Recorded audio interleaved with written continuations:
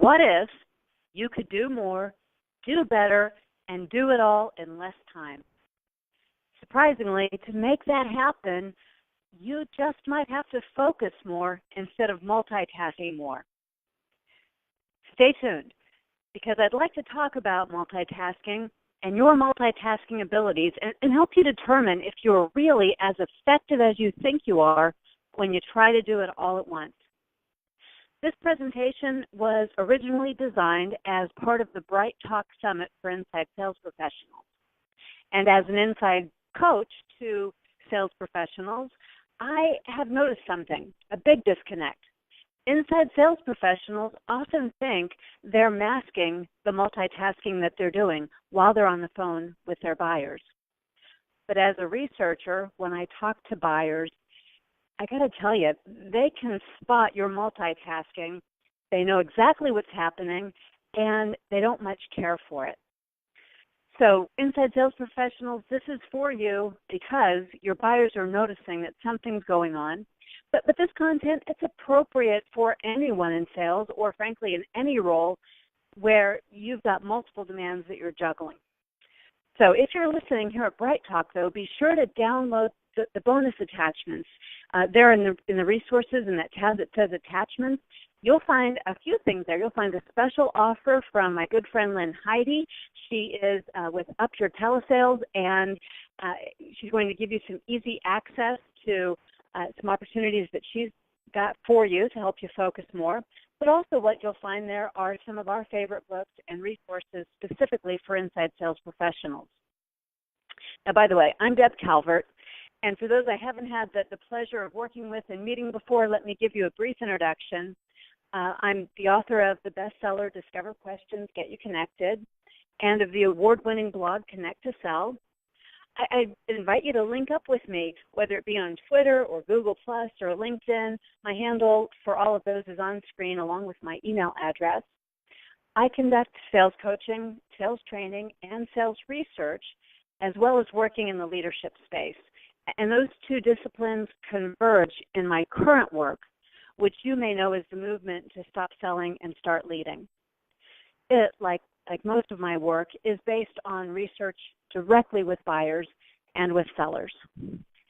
Now, back to multitasking. I think the first thing we need to do is describe what we're really talking about when we say multitasking.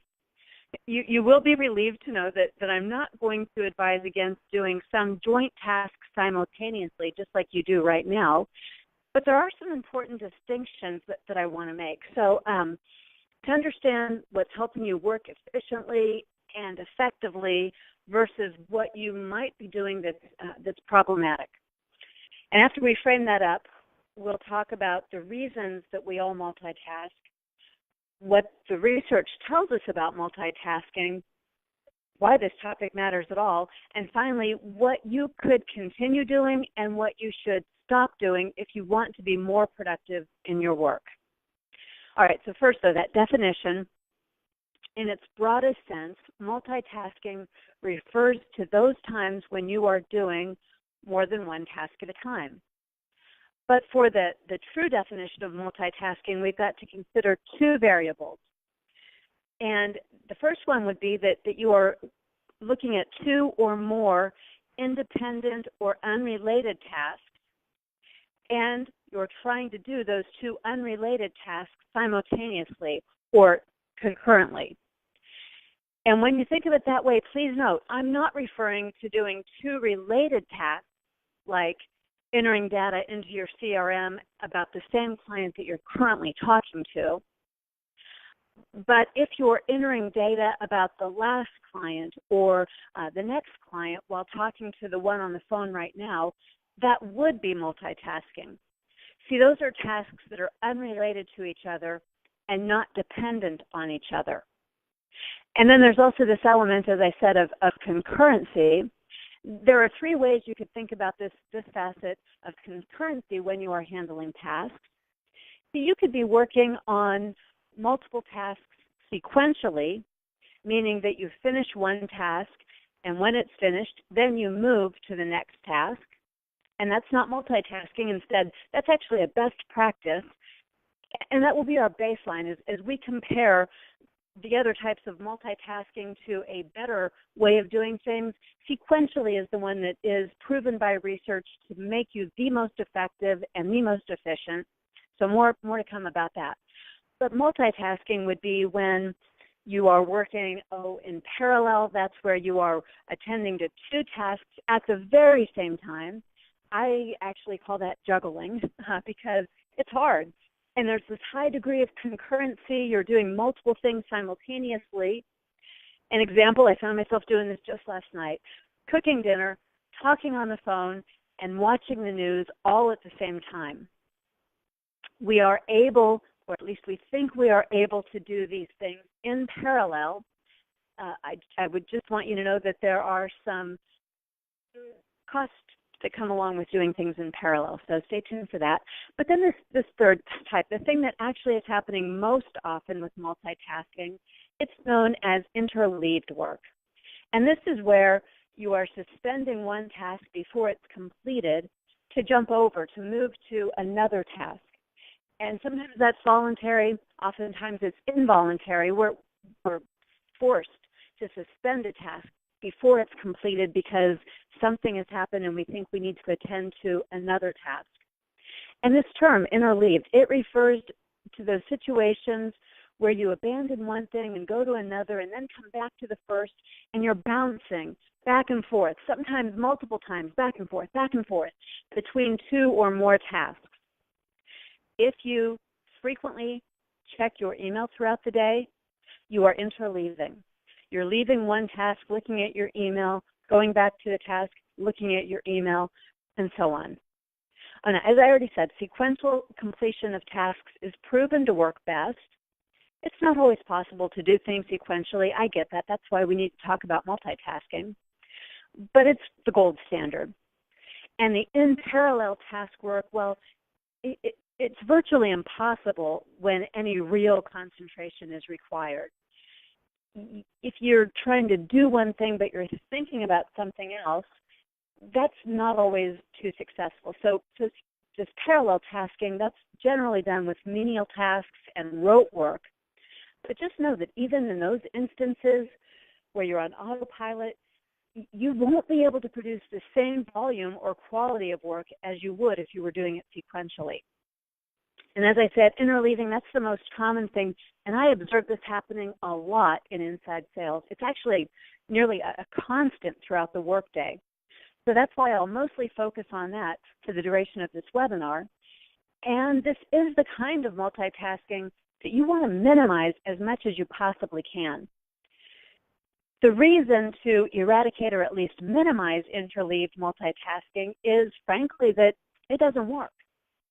Now, we think that multitasking works, and we even think that the ability to multitask is a positive trait.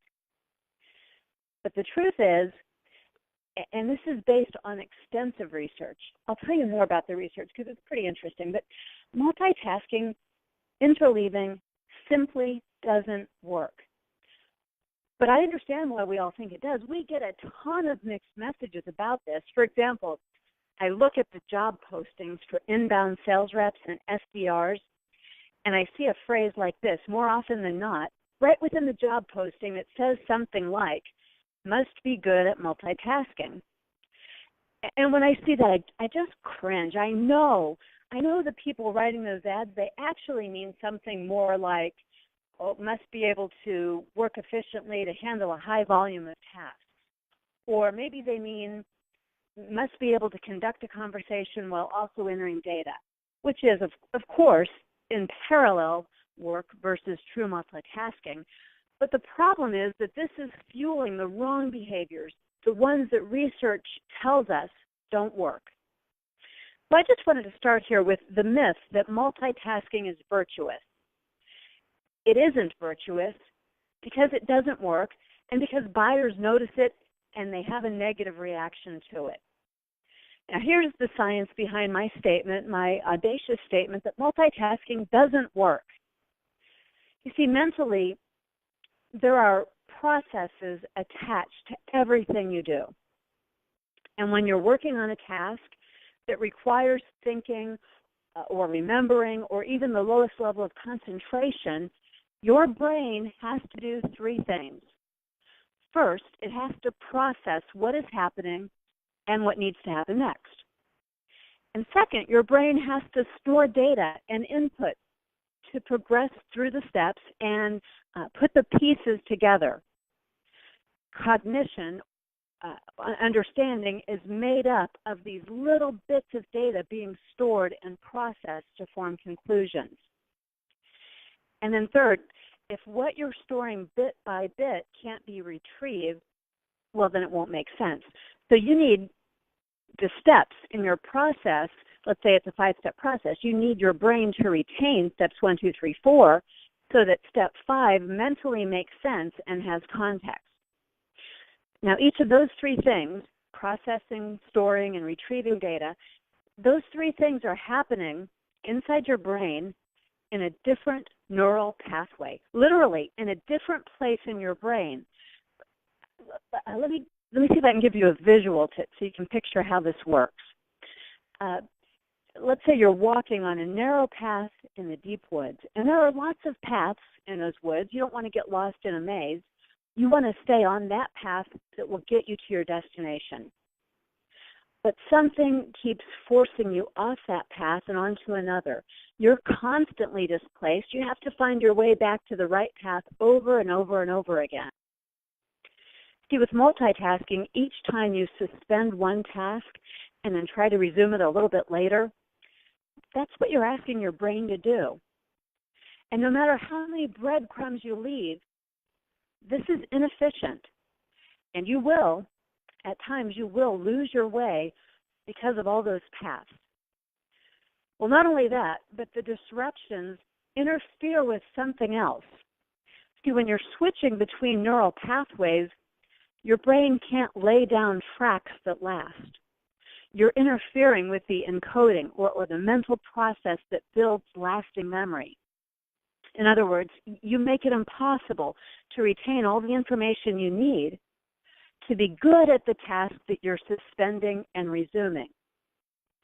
And what that means in your day-to-day work is that you will be constantly backtracking on the pathway and rebuilding those little bits of data, those bits of memory. Or the alternative is that you'll have to proceed without them, and by doing so, you'll be operating without all the information that you need. And that's the fact. These are the consequences for multitasking, the consequences that disrupt the cognitive function in the ways I've just described. Now, the folks who study this stuff, like the cognitive psychologists who study the mental processes that are occurring with varying levels of multitasking, here's what they find. Consistently, by the way, they find that you are going to be distracted. You will be unable to get into the flow of your work anytime you're multitasking. And this constant switching back and forth, it has the greatest negative impact. So Madeline and Gopher, they found that if you juggle tasks simultaneously, you can increase your level of mental arousal and you can mobilize some additional cognitive resources and more brain power to handle those increased levels of load. But those increased load levels, they come from remembering what you abandoned when you resume the task, and then you have that task switching, which even though it's energizing and kicking your brain into high gear, for a short period of time, that improves performance. And by the way, it feels really good because you're energized. But that continued displacement, that heightened mental arousal, it all has a cost. Even if you get a short-term benefit, it's impossible to sustain it. The improved performance that you get short-term is lost if you continue switching tasks. Your performance over time, and I don't mean a lot of time, but it's impaired. And the problem is that we don't realize when we've crossed over from that point where we've improved performance to suddenly we've impaired performance. That point of diminishing return comes quickly, but we're just too close to see it. And this matters for a whole lot of reasons. Let me just give you two. This matters because you lose human presence. You know, I said buyers notice this. One of the first things that they notice talking to a salesperson on the phone who's multitasking, one of the first things they notice is that you aren't seeming human. You seem a little clinical or even robotic. Certainly you seem distracted. They're noticing all of those things, and they're counting it against you because they don't feel that you're trustworthy, that you're paying attention to them, that you really care, that you're tuned in.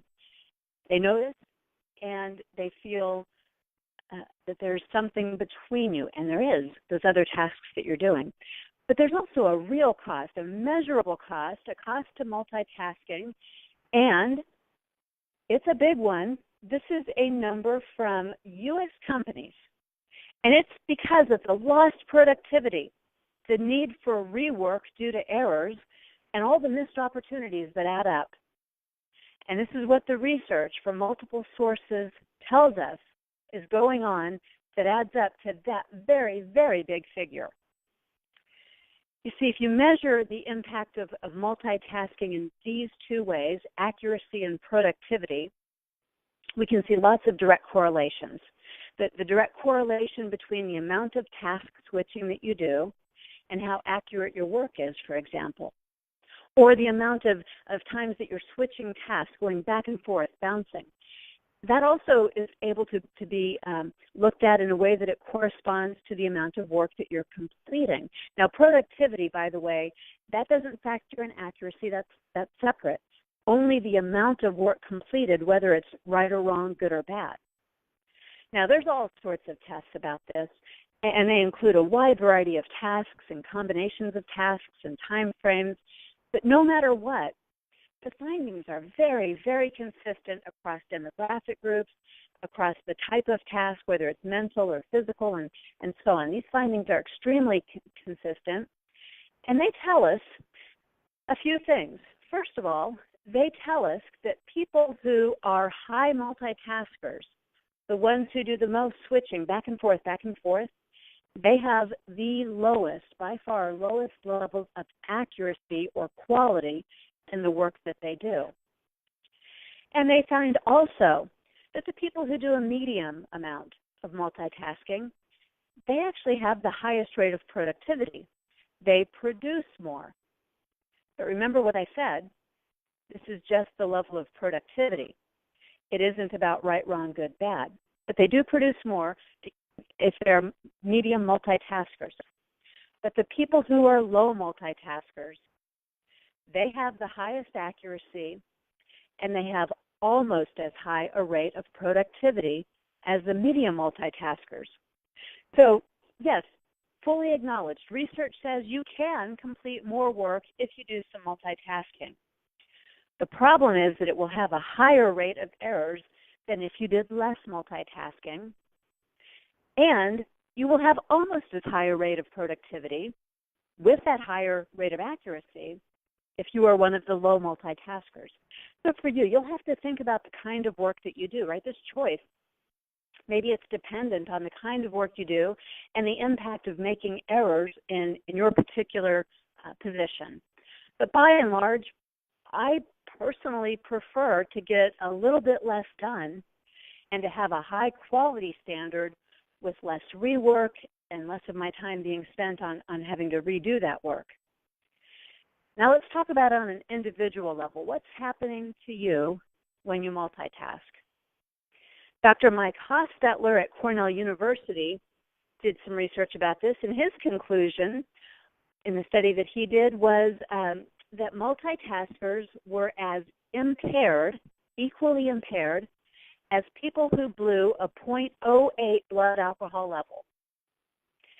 So what the research says, the full body of research tells us that people who multitask are 40% less productive than those who do less multitasking, and you make 50% more mistakes when you're multitasking.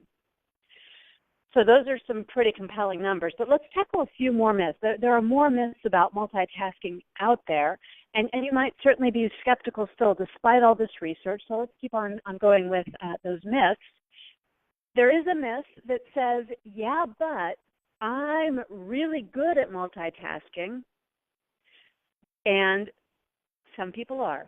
Right? Depending on the source, depending on the study, the findings tell us that 2 to 3%, and only 2 to 3% of people are exceptions to the rule. In other words, about 98% of us are not very good at multitasking. No matter what we think, we have to accept that these complex activities that require attention or concentration or focus simply can't be effectively completed by 97 to 98% of us.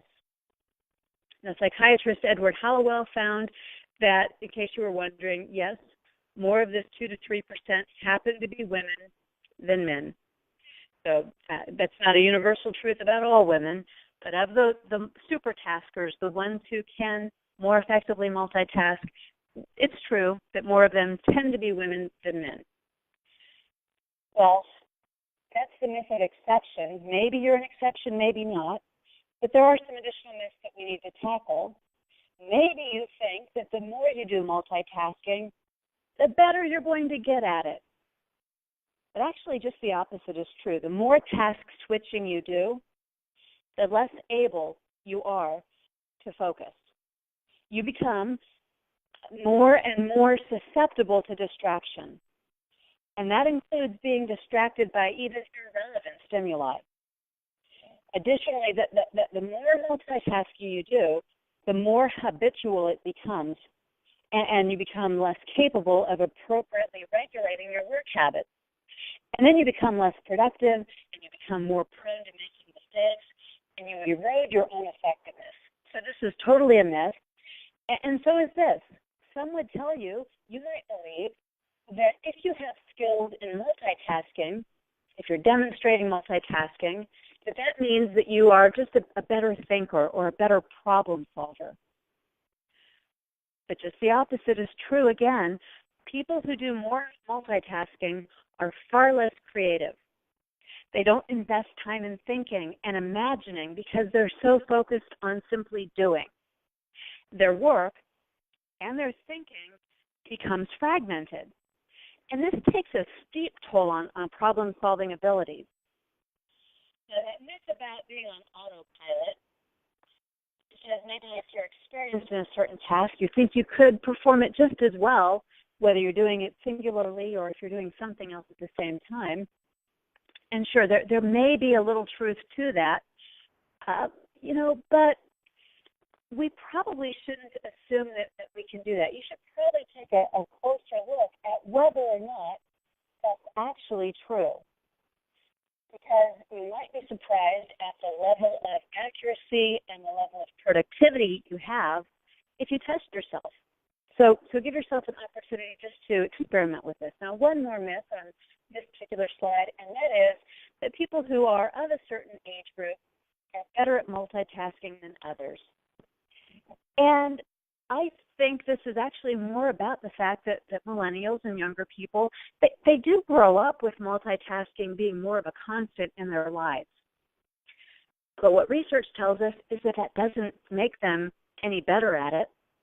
At best, we could simply say they're more comfortable with it, and they tend to be a little more tolerant of the mistakes and the lost productivity that comes along with it.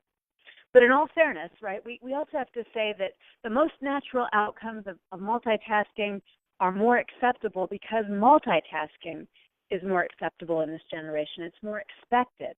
So I don't mean to imply any sort of generational laziness or lack of ability. These are sort of the new norms, if you will.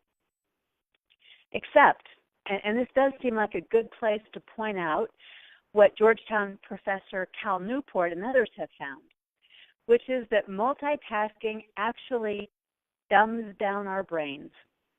Jumping from task to task results in a false sense of accomplishment, but there's actually a drop in IQ, a measured drop in IQ following an extended period of multitasking. And those drops, they're equivalent to what happens when someone is sleep deprived.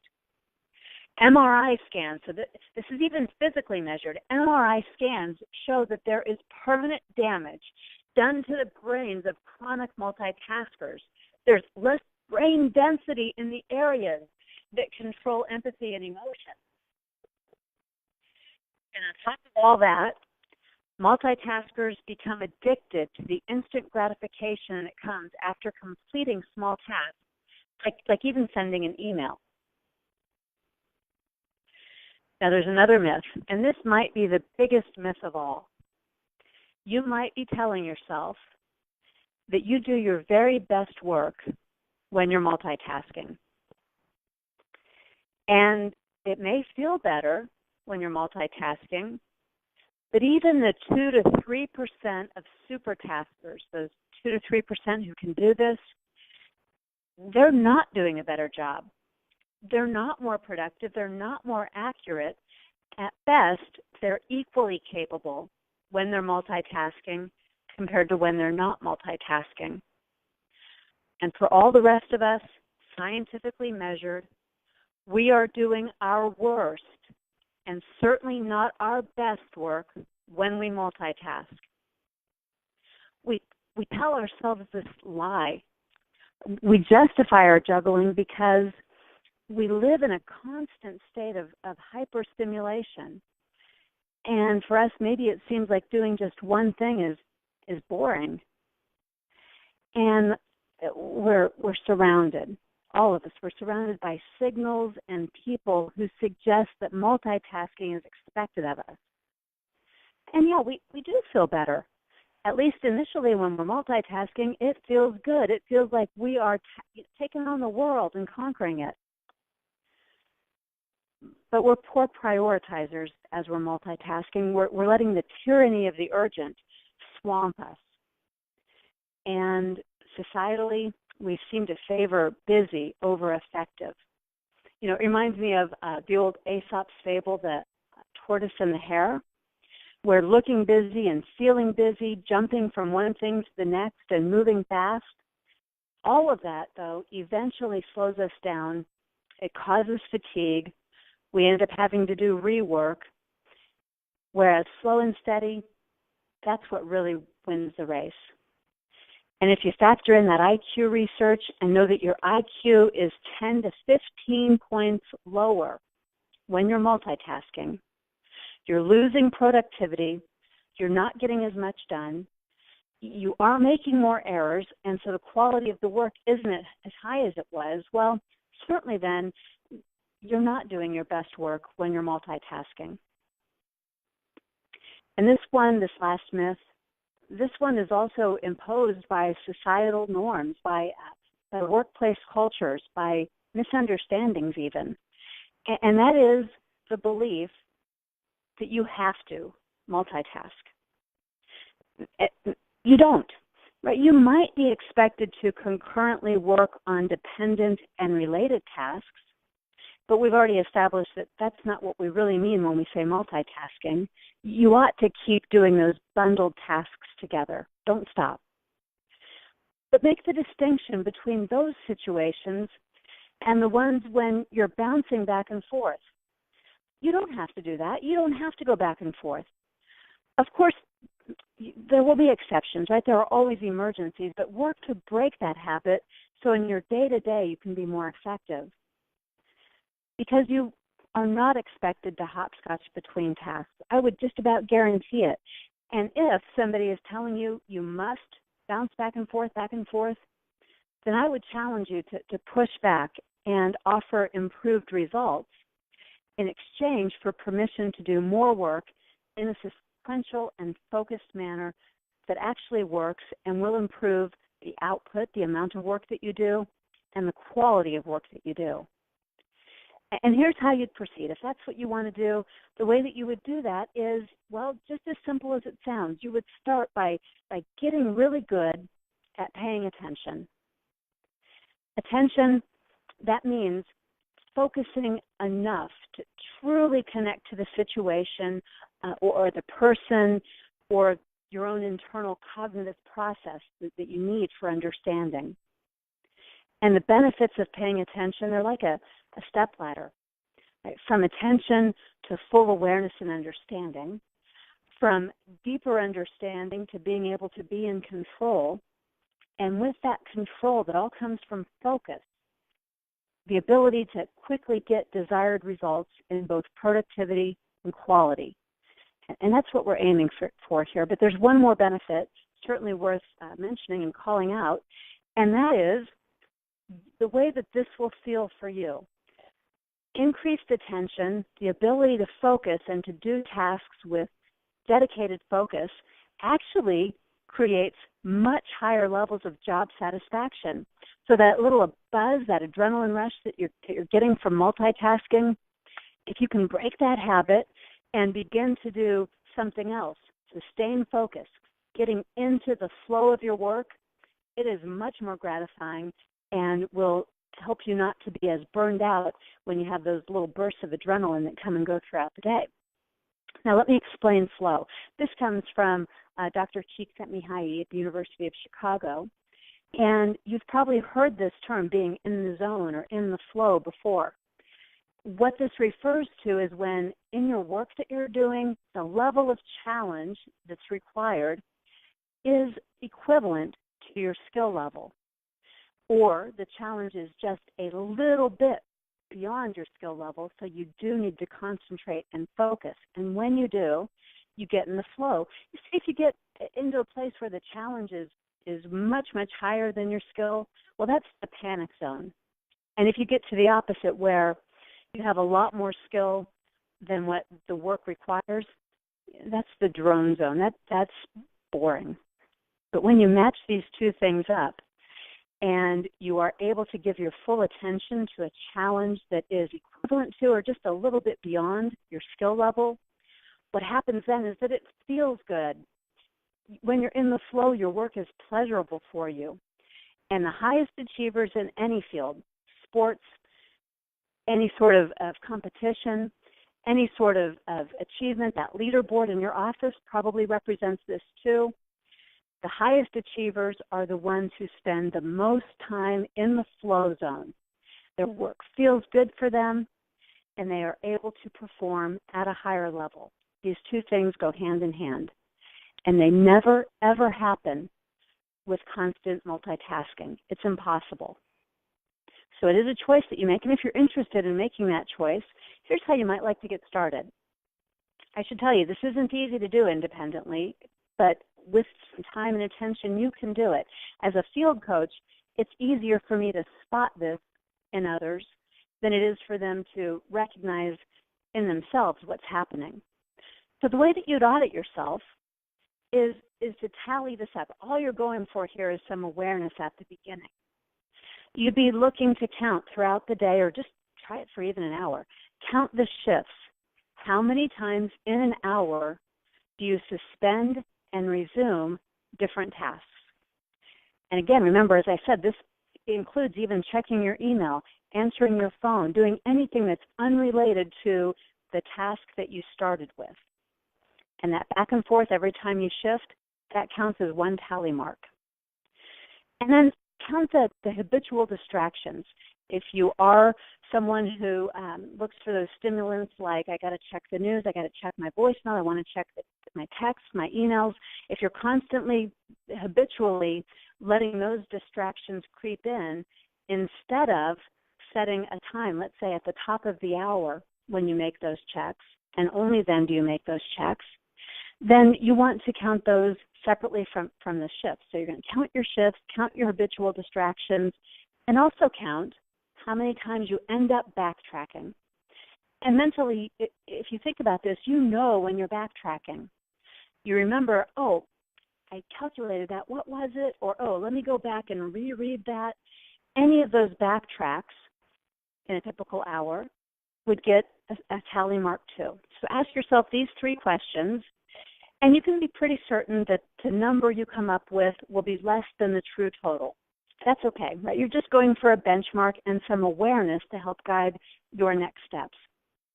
When I work directly with salespeople, my aim as a coach is to help them recognize when the multitasking and habitual distractions are encroaching into their productivity and into their peace of mind during the workday. But you are in this mode, so it's harder for you to recognize it and to be able to make a shift away from it. It all starts with awareness, though. So do this to get a sense of what's really going on, to understand how this is actually stressing you out more than you might realize.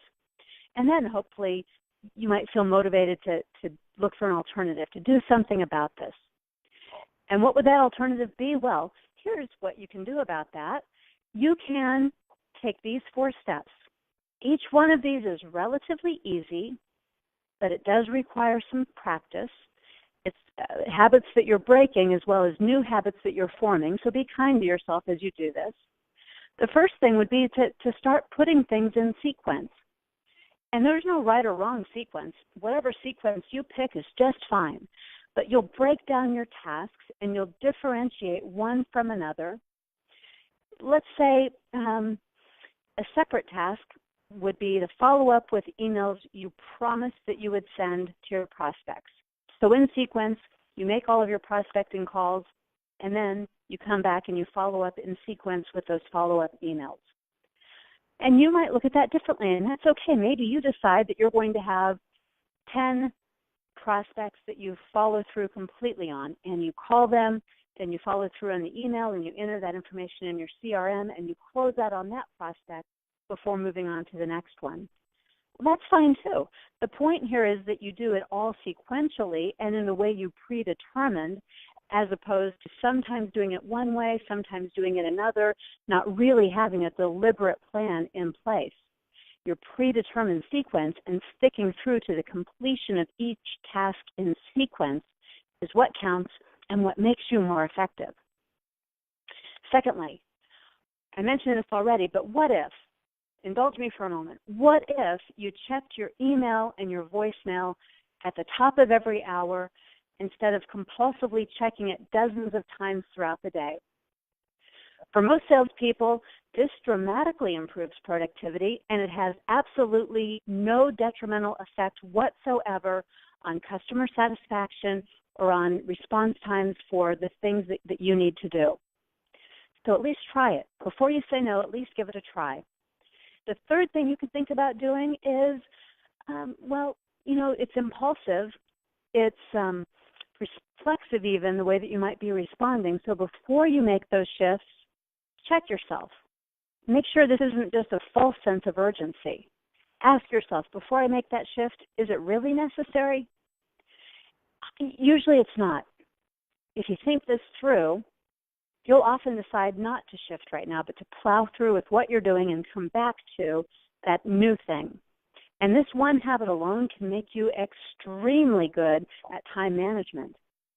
If you decide not to shift unless there's a reason to do so right now, so shifting is the exception rather than the rule, then you'll find that you're able to sustain focus and complete tasks faster with better quality the first time through.